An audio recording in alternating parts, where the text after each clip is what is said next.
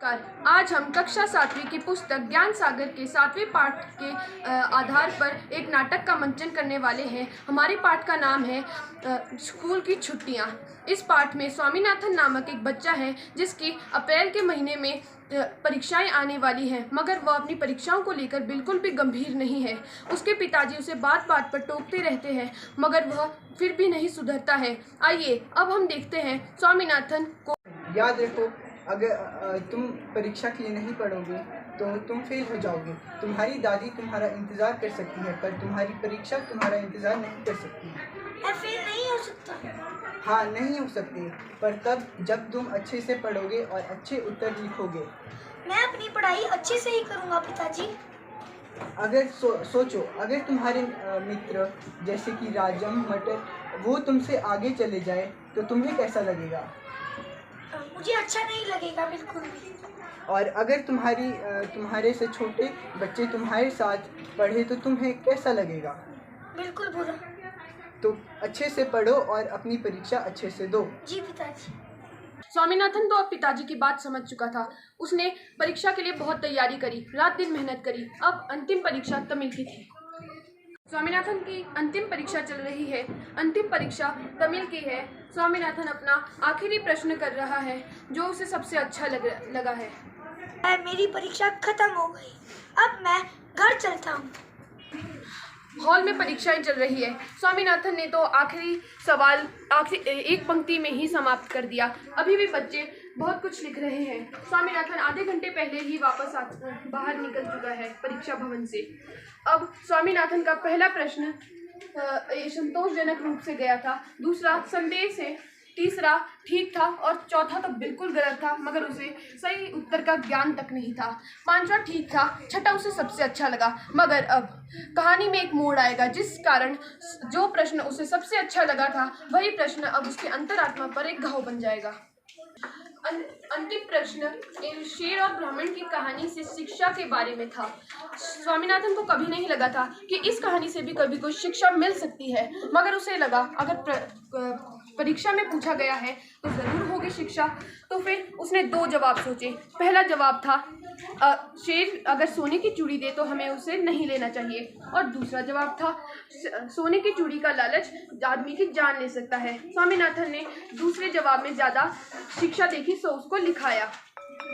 अब परीक्षा खत्म होने की घंटी बज चुकी है, साथ ही 5 भी बज चुके हैं। सभी बच्चे एक एक और दो की टोली में परीक्षा भवन से बाहर आते हैं। स्वामीनाथन सबसे पहले अपने एक सहपाठी से मिलता है जिससे वह अपनी परीक्षा के बारे में बातचीत करता है।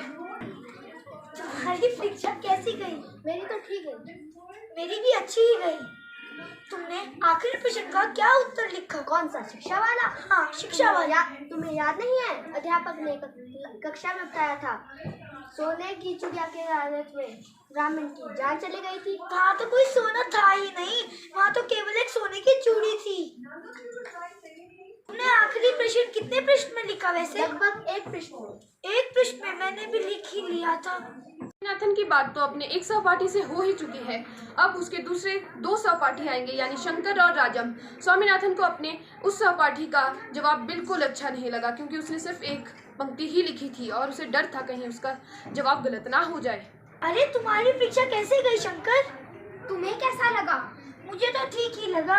मुझे तो तमिल से डर लग रहा था, पर अब लगता है बच गया। पास होने लायक नंबर तो मिल ही जाए। नहीं, ज्यादा मिलेंगे, A क्लास। अरे तुम दोनों ने आखिरी प्रश्न के कितना उत्तर लिखा? मैं तो 3/4 पृष्ठ ही भरा। लगभग मैंने भी आधे से ज्यादा पृष्ठ भरा है। मैंने भी आधा पृष्ठ भर दिया था। स्वामीनाथन ने अपने दोनों दोस्त शंकर और राजम से तो बात कर ली, मगर अब उसे उनका जवाब भी बिल्कुल अच्छा नहीं लगा। उसने झूठ बोल दिया और कुछ पलों के लिए उस पर विश्वास भी कर लिया, जैसे वो अपनी अंतरात्मा के घाव पर मरहम लगा रहा था।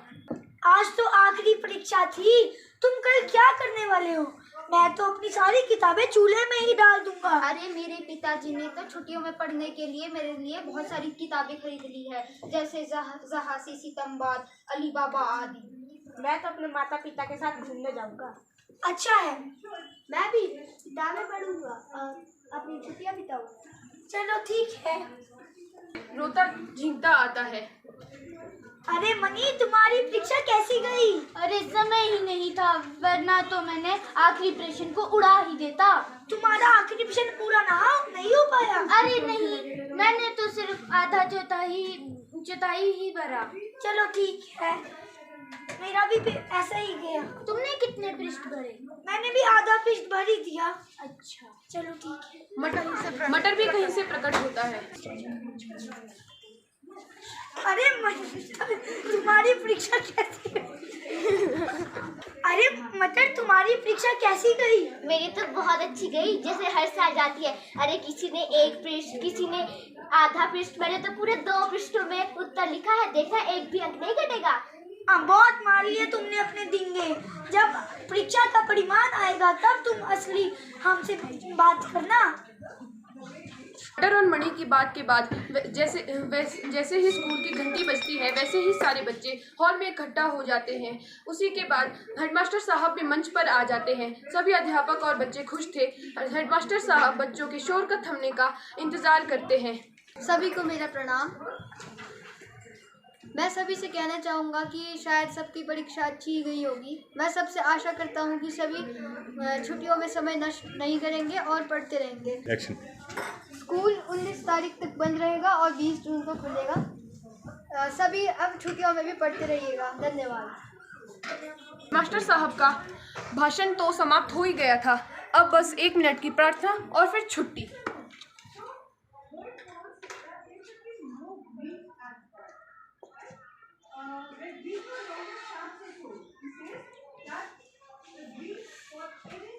सभी बच्चों में बहुत खुशी होती है क्योंकि छुट्टी का समय हो चुका था। सभी बच्चे कोलाहल मचाने लग जाते हैं और स्कूल के गेट से बाहर निकलते हैं। मणि और बाकी बच्चे दूसरों की कलम और दवातें छीनकर तोड़ फोड़ देते हैं, जिससे सभी बच्चे बहुत खुश हो जाते हैं। स्वामीनाथन अपनी ही दवात को अपने ऊपर डाल देता है। मणि जोर से चिल्लाता है, चलो सिंघाराम की पगड़ी में सियाही पहनते हैं। सिंघाराम स्कूल के चपरासी हैं, जो कि अकेले एक व्यक्ति होंगे स्कूल में, जो कि बच्चों की खुशी से बिल्कुल भी प्रभावित नहीं होंगे। जैसे ही मटर की आवाज़ सिंघाराम के कानों में गूंजती है, वैसे ही सिंघाराम अपना डंडा लेकर बच्चों की तरफ दौड़ते हैं और उधम मचाने वालों को तितर बितर करते हैं। क्या ये मेरी पगड़ी पर रंग डालेंगे? इन्हें अभी बताता हूँ। हमारा छोटा सा नाटक अब यहीं खत्म होता है। आप सभी का बहुत बहुत धन्यवाद। हमारे ये पिताजी का रोल कर रहे थे, ये मणि बने थे, सिंघाराम, मटर, स्वामीनाथन, शंकर, एक पहला सहपाठी राजम और हेडमास्टर जी। आप शुक्रिया।